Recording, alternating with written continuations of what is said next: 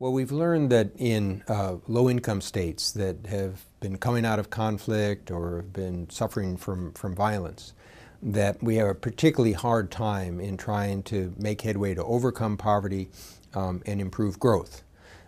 These countries have not achieved even one of the Millennium Development Goal. Not one of them has. And yet they are the home for some 1.5 billion people. So we as a development institution need to try to figure out how we can come up with some concrete and practical steps to reverse that situation. Well, what we're seeing is you have different patterns of violence in the 21st century or late 20th century from earlier in the century. Increasingly, the violence is within states as opposed to between states. And so under those conditions, the critical institutions that will support security, justice, and jobs are undermined.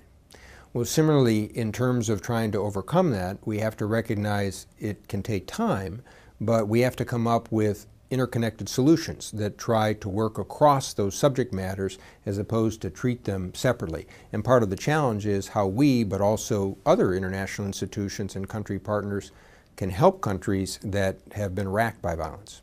Well, these are tremendous events occurring all across the Middle East and North Africa. And I think all of us still have to be alert to learning because it's been a dramatic source of change. But one tie that we see with the work in the World Development Report is the critical interconnections among security, justice, and jobs, and not to see these as separate elements in development.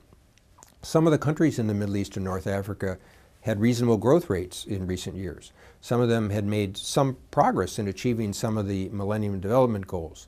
But if you look across the society, the growth wasn't inclusive. It was a partial modernization. You still had sclerotic institutions that were unable to give the full advantages of that growth to a broader segment of people, and it led to a sense of social exclusion.